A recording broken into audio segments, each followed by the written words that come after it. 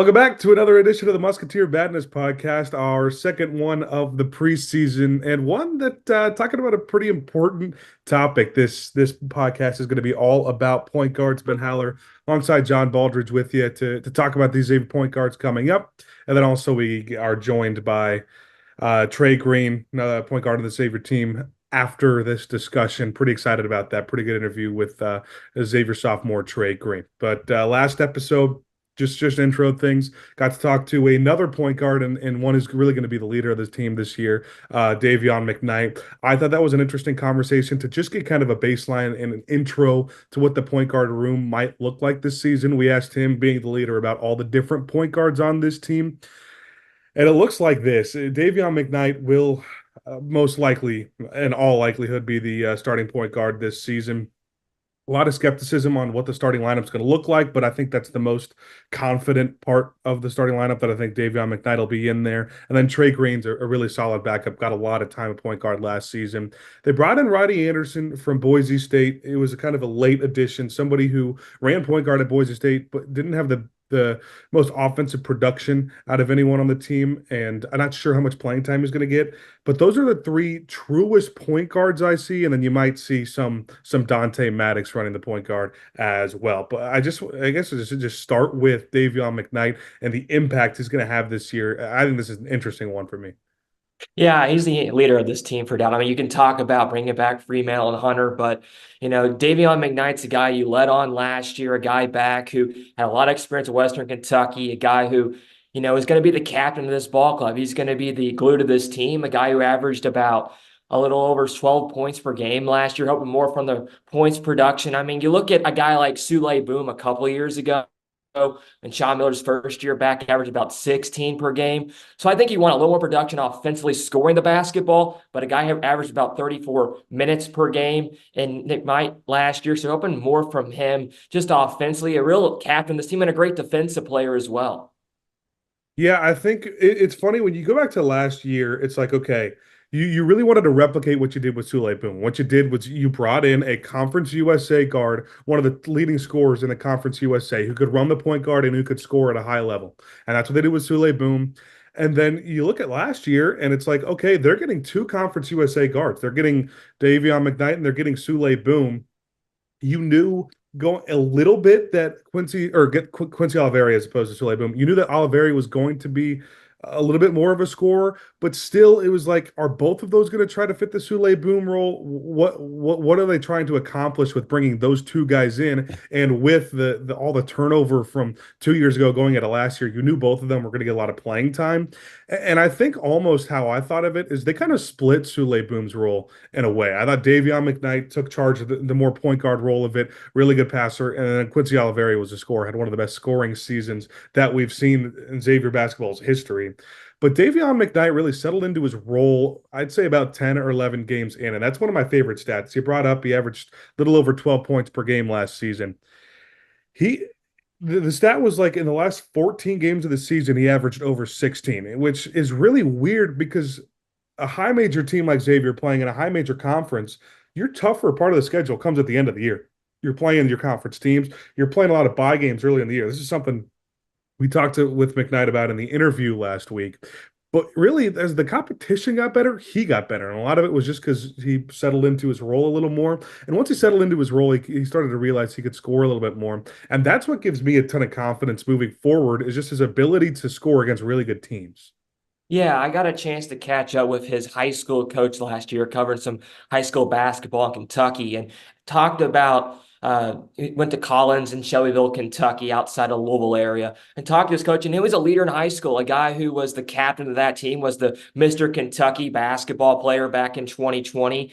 And, you just talk about a guy who's going to be the key to this process, the key to this team. And you talk about Trey Green, a guy who was looked at back in 2021 as, could be the next great point guard for the Xavier team. But, I still think Green needs a little more proving time. And with Davion McKnight right there, I say, you look at Souley Boom a couple of years ago, you look back at Tua Hallway, who they're going to retire. Number two guys could really handle the ball really well and run the offense. And I think that's what you're hoping more out of McKnight this year, a guy who can slow down the tempo, can set up the offense a little better. And hopefully you get that this year. I mean, he's a great defensive player, can really play well defensively, but just trying to set the offense down and get this thing going, get the ball inside to Fremantle and Hunter as well.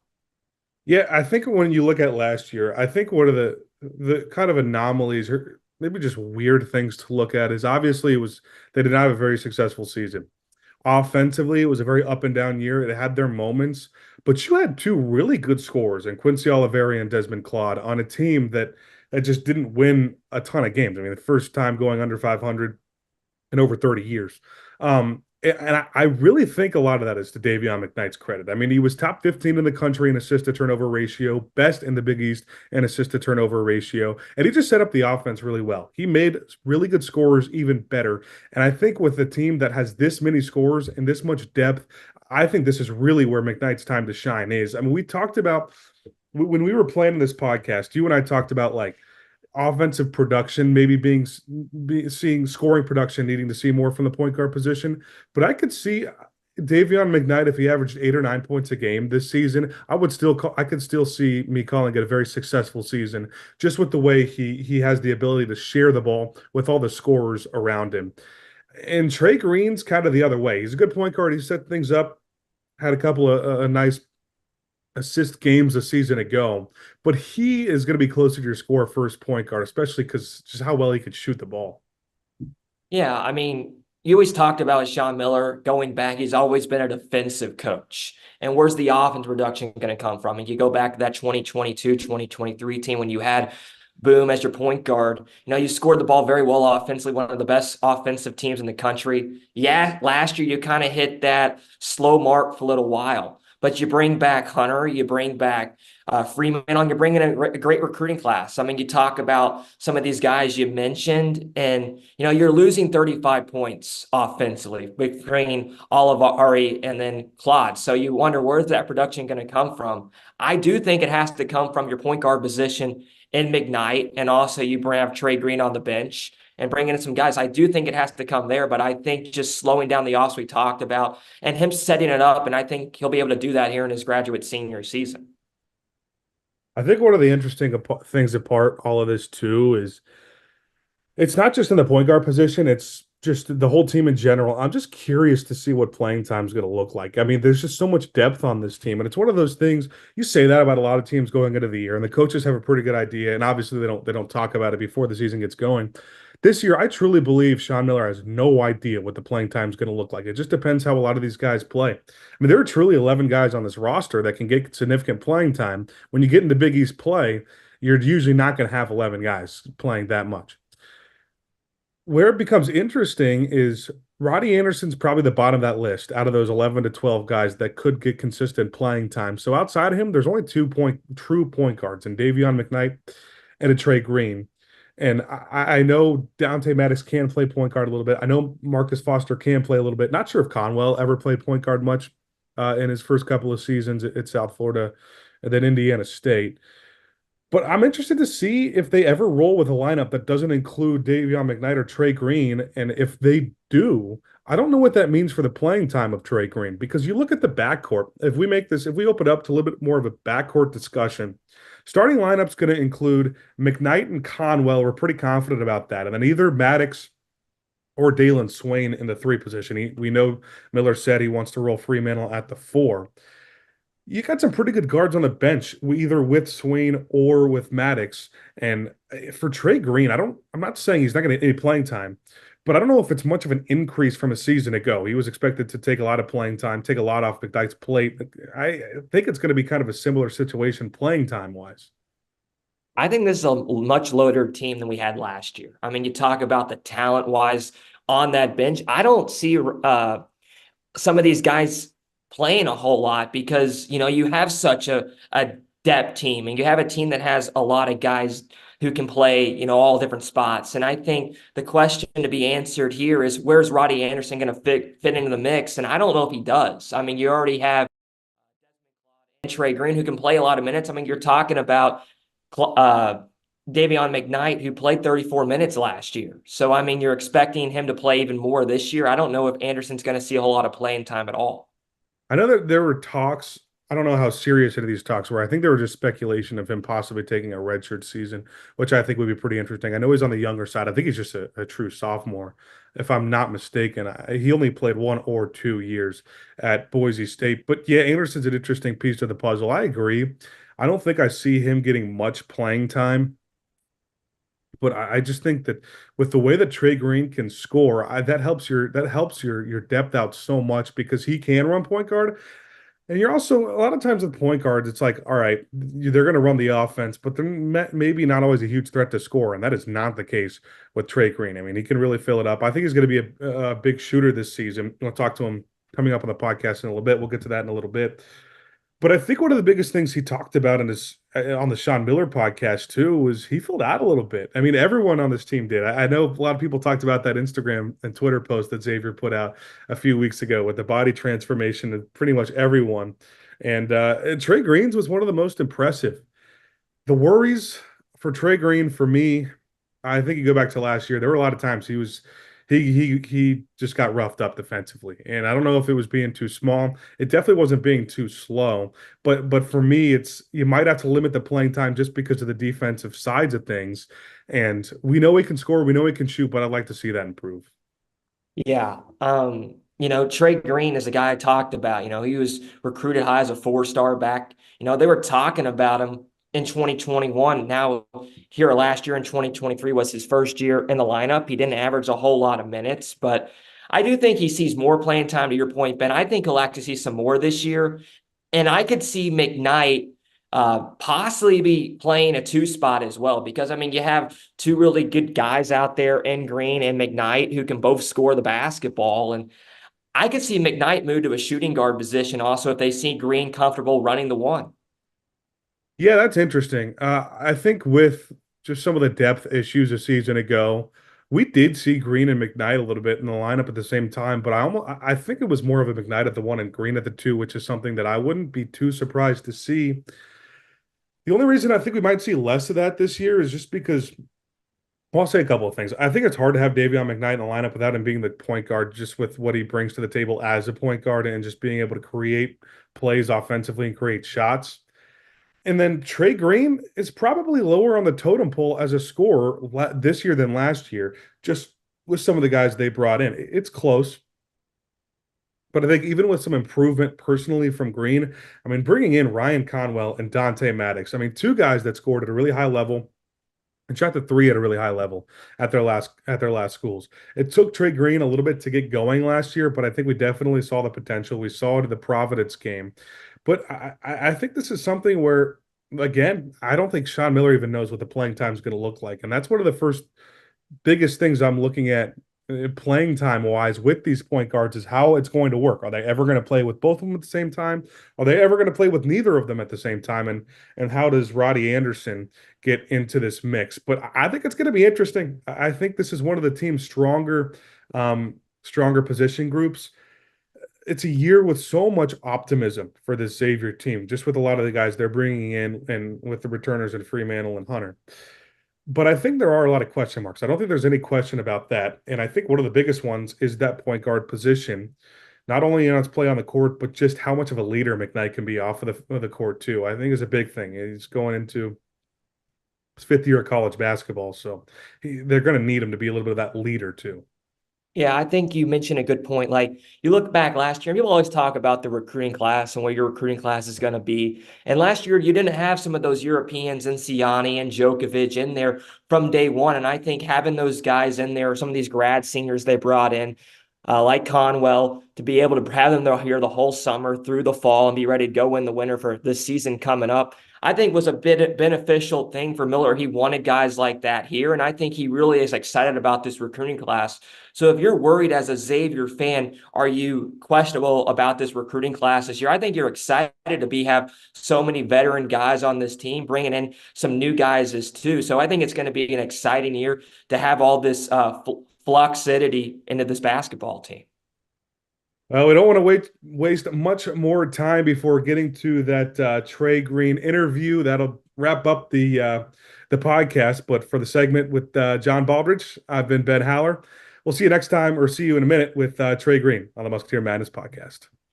Welcome back to another special edition of the Musketeer Badness Podcast, a Field of 68 network podcast. Ben Haller, the host, alongside our second special edition, special one-on-one sit-down interview. We got Xavier returning sophomore guard Trey Green. Trey, thanks for coming on. I know it's a very important time right now that Coach Miller's really been stressing about. No, for sure. Appreciate y'all for having me, though. A season ago, you're one of three returners that got minutes on that last year's team, obviously, Jerome Hunter and Zach Freemantle. So when you look at this summer, do you kind of picture yourself as more of a leader now that you're coming back to Xavier and being able to tell, even if you don't have as much college experience as some of the transfers, but maybe what Sean Miller's about and what this program's about? No, definitely. Just I know what Coach Miller wants and expects out of us, especially coming into this year. He kind of wants more of a two-way team, offense and defense. So being that second voice alongside of Davion and Swain, and of course, Rome and Z Free is a big piece to it to help those guys. Last year, wins and losses wise, you probably didn't have the season that you guys quite wanted. This is your second summer now. Do you feel like a little more sense of urgency or importance on this summer trying to bounce back? Definitely, just because that's not us. Like, we're not a losing program. Xavier is not. So getting back to the Sweet 16 vibe type around the locker room and everything like that is definitely the important piece. This is the second time that a player has mentioned the emphasis on Miller wanting to be a two-way team, focusing on defense is one of the biggest things. Can you kind of talk about more about like why and what the biggest thing he's trying to emphasize with it? Yeah, we have a lot of scorers, a lot of guys who can put the ball in the hole, especially at the guard position. So being able to do that and defend on the other end is something that a lot of teams are going to struggle with playing against us. So he wants us to be both ways, defense, aggressive, offense, still score the ball. So I think we can do that, though. You talked about a lot of scores. There are also a lot of really good shooters on this team, and a lot of guys that are in that backcourt. A lot of really good offensive backcourt guys.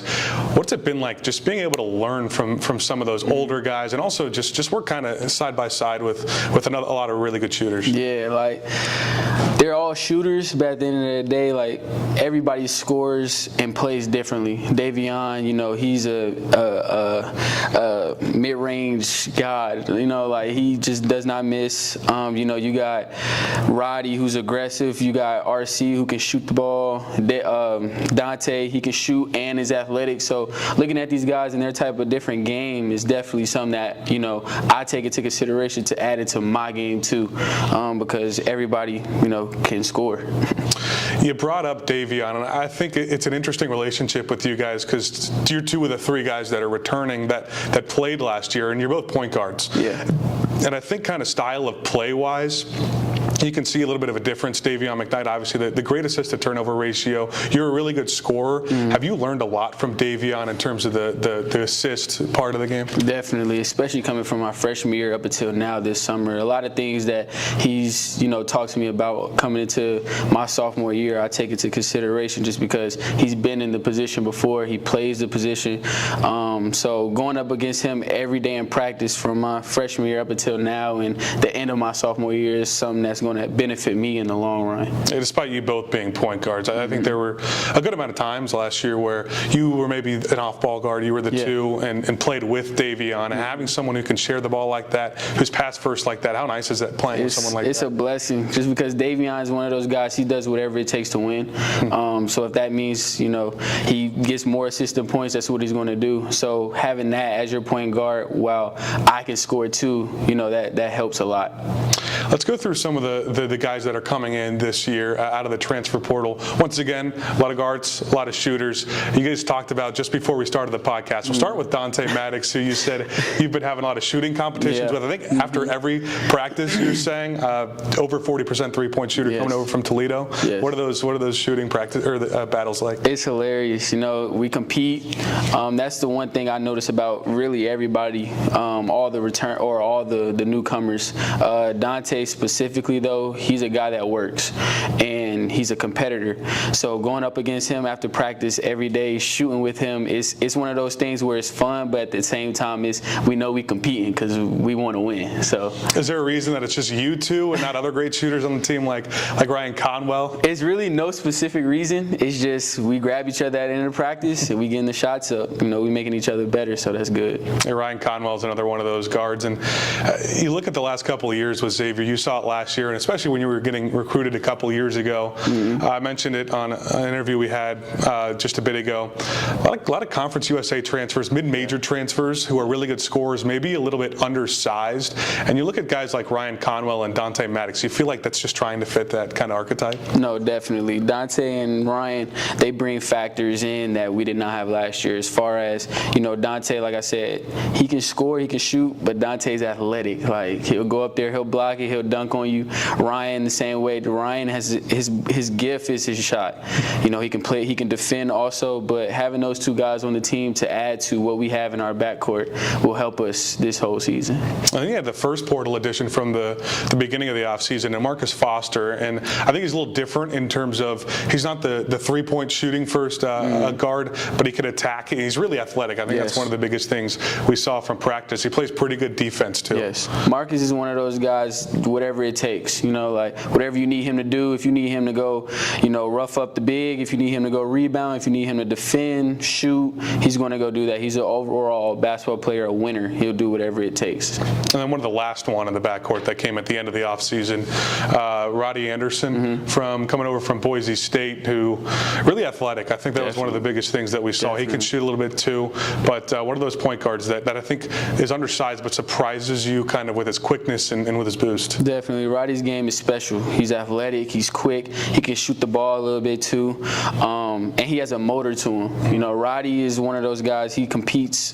both ends of the court. He's diving on the floor, he's pressing up three-quarter courts, so that helps benefit us, in practice every day, just getting better with him.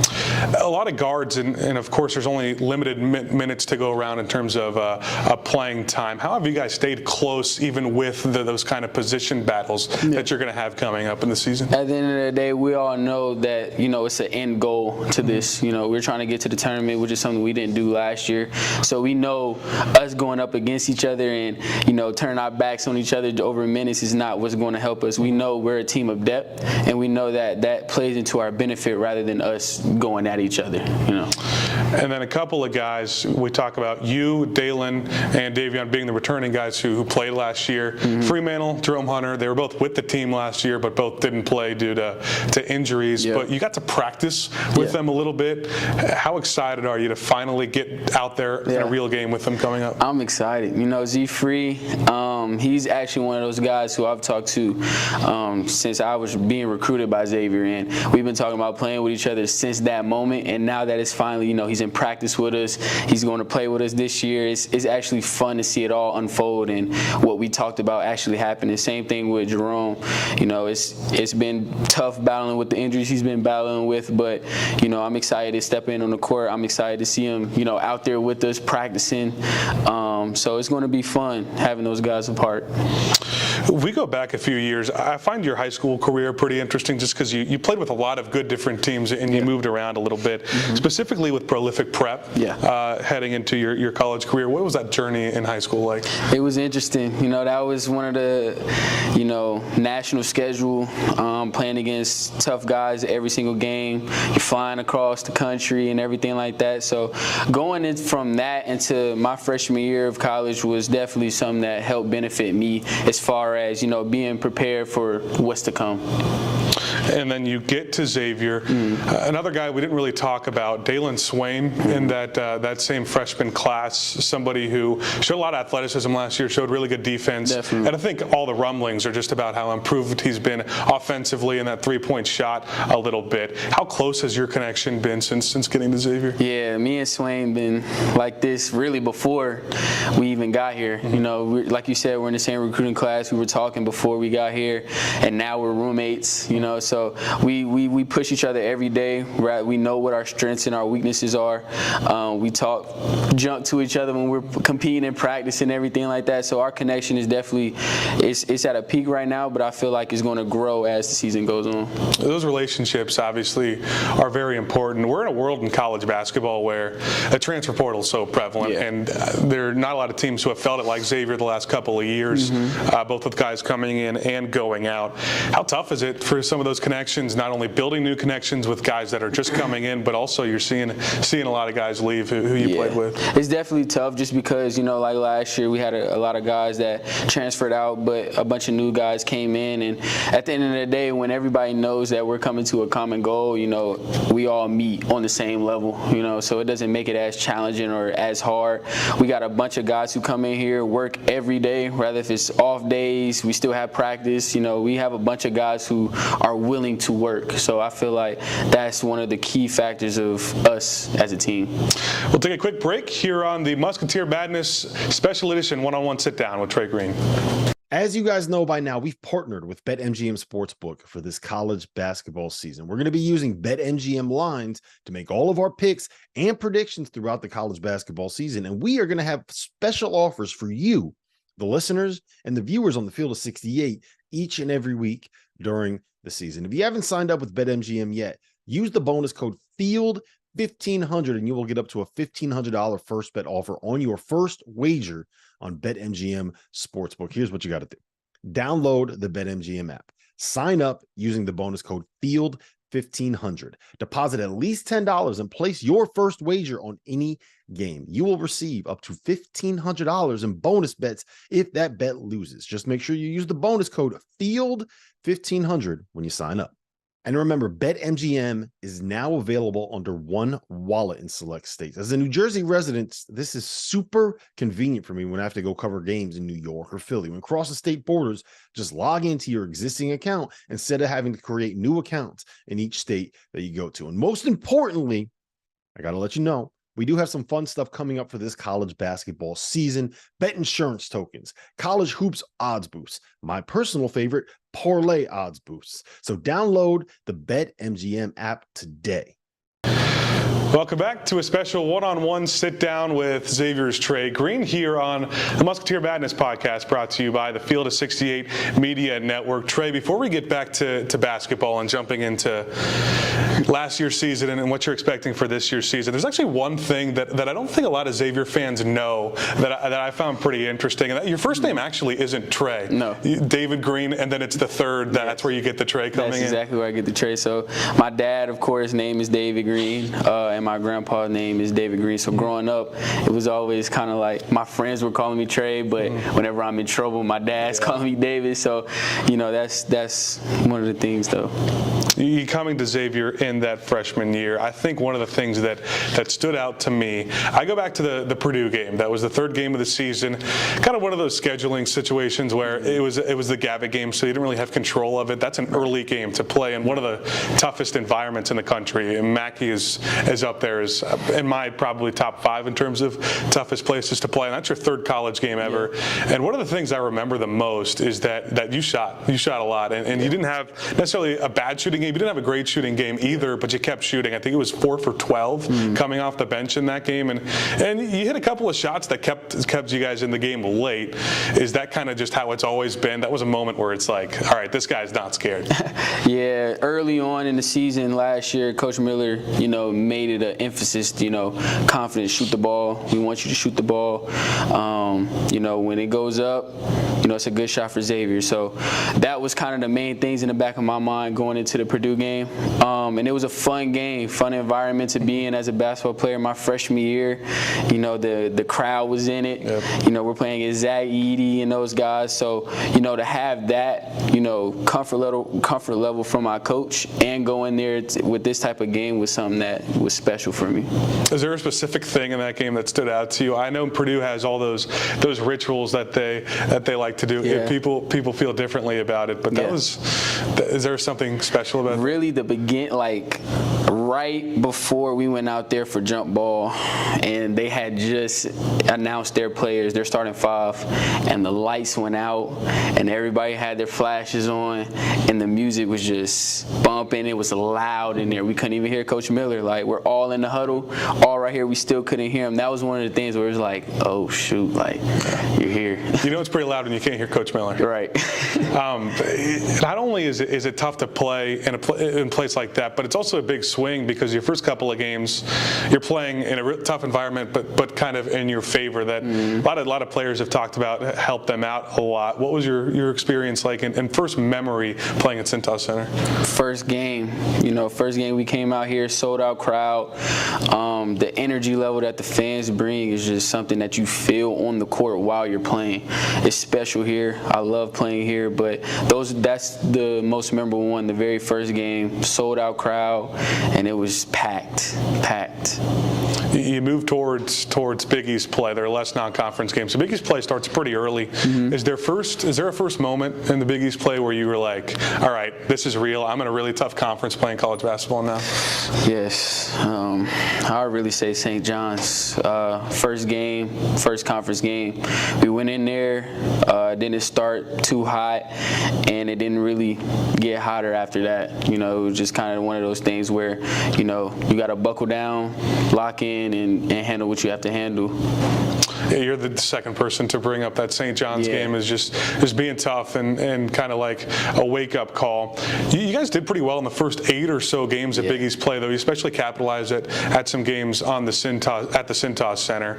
And then another game that comes into mind for me is that Providence game. I believe it's the first game or the best game that you had all season long at Providence. You had 23 points, made 5 threes. What was going on in that game? Really just confidence. I wasn't overthinking anything. Coach Miller and my teammates, it actually wasn't just a great game for me, it was a great game for everybody on the court. Desmond had 20 points in the first half, Abu smiling, he's laying on people and stuff like that. So overall, I feel like that was a great game for everybody that was on the court. It just so happened that the ball was falling in my favor. There were a couple other games like that where you maybe hit some big threes down the stretch. Another factor that just SITDOWN got into the game late. One of the games that kind of just reminds me of how loud SITDOWN was. You go back to that crosstown shootout. What was your first experience like at the crosstown? It's real. They talk about it leading up into it, recruiting you here, and that's one of the emphasis. Like when we play these guys, it's personal. So when that game was on our schedule, the whole week leading up to it, you felt it was personal. Even right up into the game time, like it's personal. The crowd's in it, you're in it, coach is in it. It's a fun game to be a part of, though, for sure. I talked about this with Davion McKnight, but I think it was true for you too, just in terms of it felt like you came on a little confidence-wise, at least, as the season went on. And that could be tougher when a lot of times Big East play is tougher than some of the non-conference play. Yeah. But you played well in Big East play and then took a step up. Is there a particular reason for that? I really just started to get more comfortable, and I feel like that's going to carry on into this year. But the main thing was getting more comfortable into what Coach Miller is asking me to do, because it wasn't the same as in the beginning part, but it was still there. Now it's just something that it's overemphasized because it's Big East play. We need these wins, and unfortunately, because of how our season was going, we weren't winning too many games. So that was one of the things where it was important. So you finished the year off well. You get Big East first team member. Obviously a tough award to get. You and Dalen Swain do it as well. If I go through the name of guys that have got it in the last 7 years here at Xavier: Des Claude, Colby Jones, Zach Freemantle, Kiki Tandy, Najee Marshall, Evan Sumner, Trayvon Blewett. Now I'm sure you've heard about a lot of those guys. You've played with 2 of those guys, and I'm sure a couple of those guys were there when you were really being recruited to Xavier. How does it feel to hear your name be said in the same sentence as those 7 guys? Yeah, it's definitely a blessing just to be a part of the whole Big East freshman deal, and for those guys to be a part of Xavier also. That's something that's big to me. Just trying to carry it over into my sophomore season. Yeah, carrying into your sophomore season. ways, and that brings us next to kind of what I wanted to talk about. A lot of transfers, like we talked about at the beginning of this podcast. What is just one thing in particular that you feel like you guys really need to work on? Really need to work on our defensive intensity. We play defense the right way. We're in the right spots and everything like that. But overall, the will to want to play defense, I feel like if everybody collectively grasps that, we'll be stopping, everybody for real. Just because what we can do on offense and we bring that on the defensive end will be pretty hard to beat. Yeah, that loss to UConn in the Big East tournament, obviously, you guys were pretty confident that you guys probably weren't going to make the tournament. Was there still a bitter feeling, a bitter taste in your mouth after not hearing your name called on that selection Sunday? Definitely. That's something, you dream about getting into as a college player, so not hearing our name was definitely something that left a sour taste in our mouths. But coming back this year, that's one thing that we do remember, especially the guys that are returning and aren't trying to make that the same feeling at all. All right, last question before we go off. What's one thing Xavier fans don't know about Trey Green that you think they should know? Well, they didn't know my first name was David, but the other thing is I'm a real music junkie. I love all types of genres, old school, new school, I just love listening to music. So that's favorite artist? Favorite artist, now or? Now and all time, I guess. Now, those are two different answers for a lot of people. Yeah. Now, favorite artist would be Gunna. He's probably my favorite just because I like how he raps and everything like that. So. Gotcha. Yeah. Thanks for everyone for tuning in to the second edition of Musketeer Madness, a Field of 68 Network podcast with Gunna fan and Xavier Point Guard Trey Green.